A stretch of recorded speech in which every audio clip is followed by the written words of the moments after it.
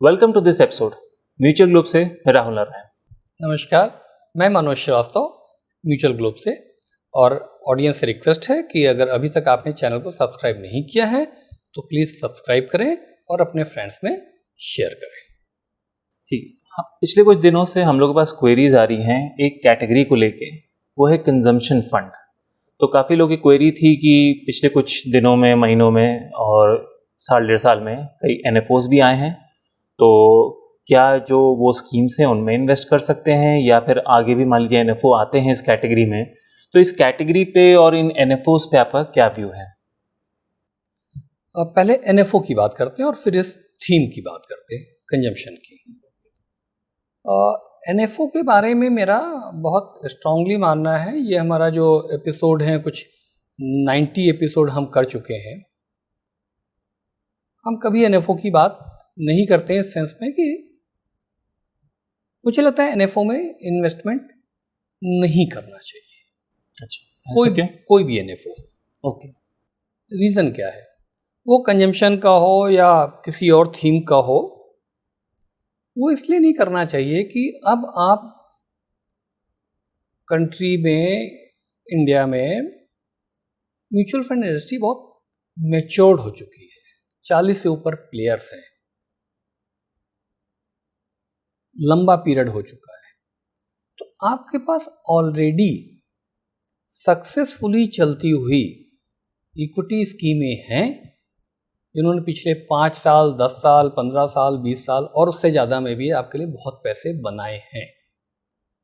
तो आपको किसी भी नई स्कीम, न्यू फंड ऑफर जो लॉन्च किया गया है, आप करें, कम से कम उसको 1 साल का टाइम दे दें।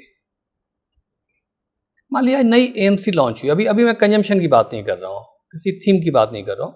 आज एक नई AMC लॉन्च हुई, अभी पिछले हफ्ते ही लॉन्च हुई है। अब वो आएगी तो अपना लार्ज कैप फंड भी लाएगी, large and mid cap fund भी लाएगी, फ्लैक्सी भी लाएगी। धीरे धीरे जैसे उनके अपने बिजनेस प्लान होंगे, वो बहुत अच्छे भी हो सकते हैं, उनके फंड मैनेजर साहब भी बहुत अच्छे हो सकते हैं। 1 साल चल जाने दें, क्योंकि आपके पास कमी तो है नहीं। तो जिन स्कीमों का प्रूवन ट्रैक रिकॉर्ड है, आप उनमें ही रहें, वॉच करते रहें। और जब कम से कम 1 साल हो जाए, भाई मेडिसिन भी जब होती है और टेस्टिंग होती है और उसके ट्रायल होते हैं, तो सबसे पहले तो आप ही नहीं पहुंच जाते हैं ना। तो इसलिए कोई भी नया प्रोडक्ट हो, कोई भी नई स्कीम हो, उसमें ट्रायल के पार्टनर आप मत बनिए। अब आप कहेंगे साहब तो स्कीम लॉन्च हुई है, म्यूचुअल फंड वो AMC लॉन्च हुई है, तो कोई तो करेगा, करने दीजिए। आप तो म्यूचुअल ग्लोब वाला हमारा YouTube चैनल देख रहे हैं ना, तो हमारी ड्यूटी है कि हम अवेयरनेस क्रिएट करके आपको उस ट्रायल का पार्ट होने से बचाएं। तो ये तो NFO पे तो आपने एक जनरलाइज्ड व्यू दे दिया कि NFOs पे आप अपना ट्रायल मत करिए, दूसरों को ट्रायल करने दीजिए, और जब हो जाए 1 साल एटलीस्ट हो जाए, तब उसको कंसिडर करें। तब कंसीडर करें। ठीक है। नेक्स्ट है कि ये जो कैटेगरी है, थीम है ये, अब इसमें जैसे आपने कहा कि भाई ये तो कंजम्पशन वाली जो है NFO जो आए थे या अभी भी जो आने की प्लान कर रहे हैं, उसमें क्या करना चाहिए? तो उसमें क्या करना चाहिए, उससे पहले हम ये देख लेते हैं कि जो अभी NFO आए थे कंजम्पशन वाली थीम पे, उन्होंने क्या किया। तो जो अभी हम लोगों ने पिछले 1 साल वाली, जो अभी पिछली 2 मिनट में बात की, उसी पे लॉजिक लगाते हैं। तो हम ये देख रहे हैं कि 3 कंजम्पशन के ऊपर NFO आए थे, एक्सिस का, कोटक का, क्वांट का, जो 1 साल पूरा कर चुके हैं। ठीक है। अब किसी के 2 ही महीने हुए, किसी के 6 महीने हुए, उस पर क्या कमेंट करें। 1 साल जो अभी हमने बात की, हम उसी के ही उसी सीक्वेंस से बात कर रहे हैं। 1 साल हुए। अब जो 1 साल हुए हैं, जो आपको स्क्रीन पर भी दिखाई पड़ रहा है, तो ये एक्सिस, कोटक और क्वांट आप खुद स्क्रीन पर देख पा रहे हैं, कुछ खास ऐसा ग्रेट नहीं किया है। यस, वही वाली बात है कि इसको कंपेयर कर लेते, लेकिन अब आए होंगे और काफ़ी पैसे लोगों ने लगाए होंगे, उनका तो नुकसान हो गया ना। अब उसको जरा हम कंपेयर करने की कोशिश करें, वही जो अभी कहा था उसके हिसाब से। मेरा मानना ये है कि एक मॉडरेट रिस्क वाले इन्वेस्टर को, मैं एग्रेसिव वाले की बात नहीं कर रहा हूँ, और एग्रेसिव वालों को भी इस वक्त जो है नुकसान दिख रहा होगा, बट वो कभी और है।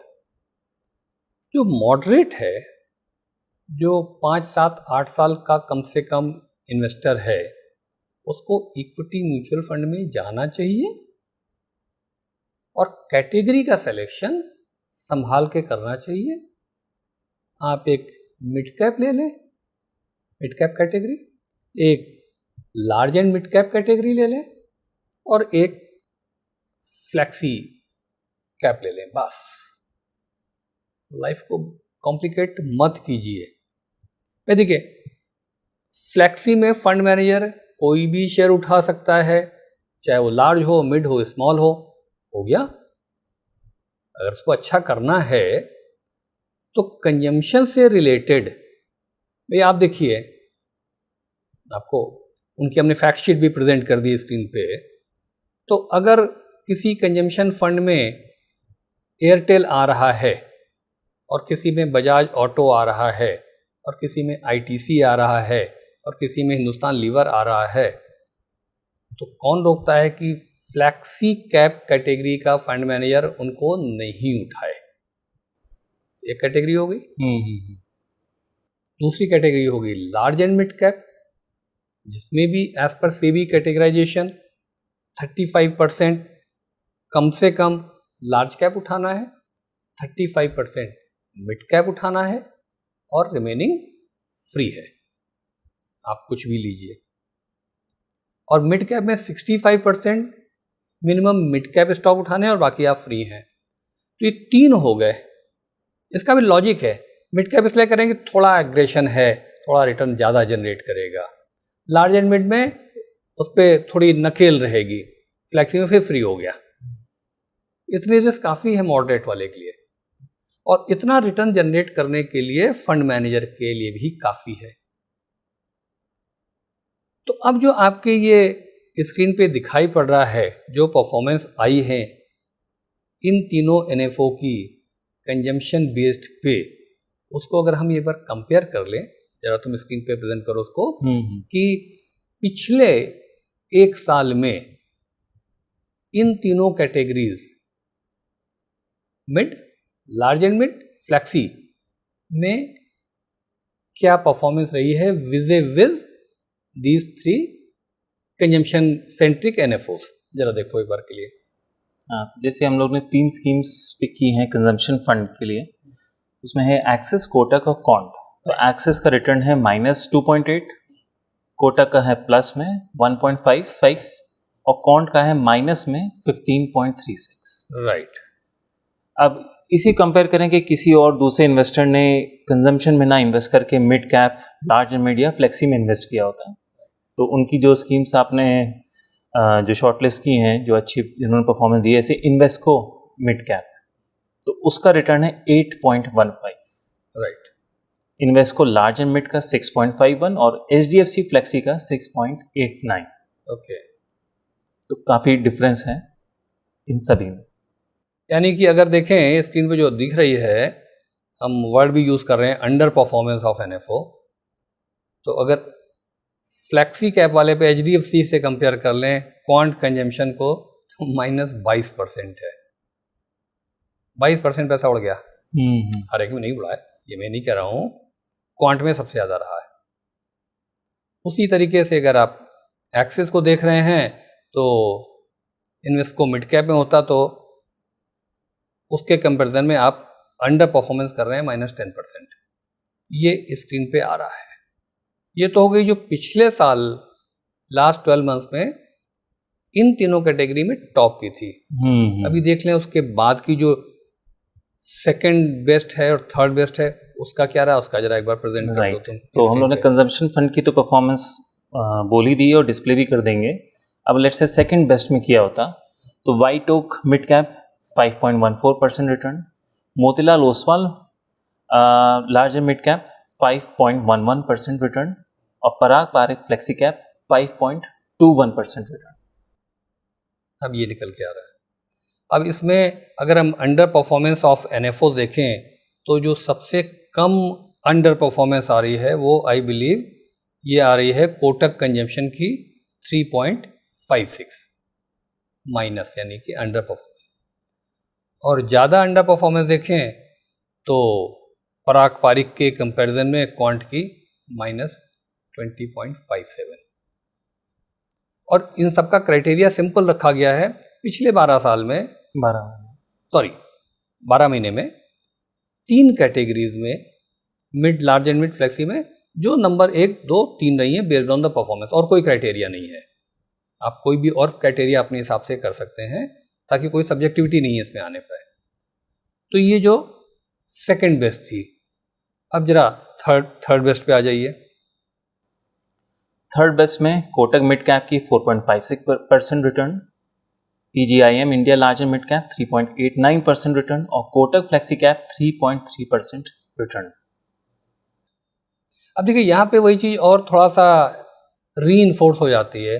भाई आप कोटक कंजम्पशन में कर रहे हैं, उसके बजाय मान लीजिए अगर आपको कोटक पसंद था, होता है आप जिस फंड में 3-4 फंड आप चूज करते हैं और जहाँ पे आपके पैसे बनते हैं तो आपकी कहीं ना कहीं एक थोड़ी लाइकिंग हो जाती है, बिकॉज इन्वेस्टर तो ह्यूमन बीइंग ही है ना। तो कोटक में ही मिड कैप में जाते तो 3% जो आपको माइनस दिखाई पड़ रहा है वो नहीं दिखाई पड़ता, या कोटक फ्लेक्सी कैप में जाते तो नहीं दिखाई पड़ता। टॉप 1, 2, 3 से हमने जो कंपेयर करके देखा तो एनएफओ अंडर परफॉर्म कर रहा है। मुझे लगता है कि जैसे ये सब हम लोग देखते हैं सेक्टर्स और कैटेगरीज, तो कई बार कुछ इन्वेस्टर्स का ये क्राइटेरिया था कुछ नया, कुछ फैंसी, कोई नई इन्वेस्टमेंट का कोई आ गया, पता चल गया, न्यूज़ आने लगी। कभी कभी होता है ना, ये हर एक महीने ये चल रहा है, कभी कोई सेक्टर चल रहा था। और जो बोरिंग और सेफ होता है तो लगता है कि बोरिंग सेफ तो ठीक है, कुछ नया ट्राई किया जाए। वो सब आई डोंट नो, वो टी शर्ट में और चिप्स में तो चलता है, इन्वेस्टमेंट में क्राइटेरिया आई थिंक ये होना चाहिए क्या बोरिंग है कि नहीं है। अगर बोरिंग है तो इन्वेस्ट करो, बहुत फैंसी चीज़ें नहीं करनी चाहिए। इनफैक्ट आपने जो मुझे बुक रिकमेंड की थी, क्योंकि आप भी वॉरेन बफेट के फ़ैन हैं, बेंजामिन ग्राहम के फ़ैन हैं, तो कुछ जो उनकी जेम्स हैं, जो कुछ प्रिंसिपल्स हैं, लोग उनको फॉलो नहीं करते हैं।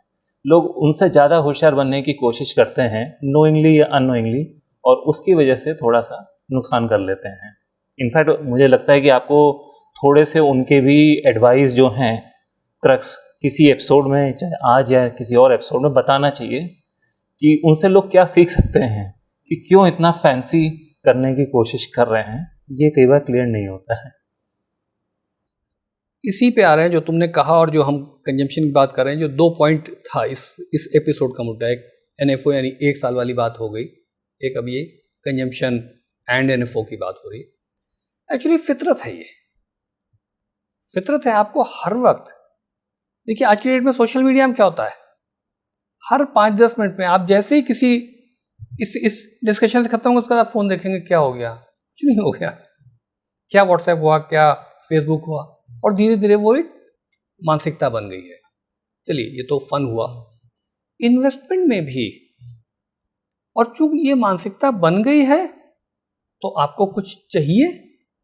इट्स लाइक ना, थोड़ी देर के बाद में अगर आपकी सिगरेट पीने की आदत है तो आप सिगरेट पियेंगे, या कुछ और किक चाहिए, किक जिसको बोलते हैं। इन्वेस्टमेंट में किक से दूर रहिए, क्योंकि वो किक बड़ी बुरी पड़ती है। किक वो वाली किक पड़ जाती है। आपको किक है, आप अगर सिंपल लेके चलेंगे, मतलब नाम मैं नहीं ले रहा हूं क्योंकि उनकी हम क्यों अननेसेसरली परमिशन नहीं हमारे पास नाम ले। बहुत सारे इन्वेस्टर्स, इंडिया की बात कर रहा हूं, ऐसे हैं जो 100 करोड़, 200 करोड़, 500 करोड़, 1000 करोड़ रुपए वाले हैं। मैं बहुतों को बारे में पढ़ता हूँ, बहुतों के बारे में सुनता हूँ, और बिल्कुल शांत आपको दिखेंगे, सिंपल सी शर्ट पहन के, और सिंपल सी बातचीत है। बहुत ज़्यादा मीडिया पे भी नहीं दिखेंगे, बहुत ज़्यादा बातचीत भी नहीं करेंगे।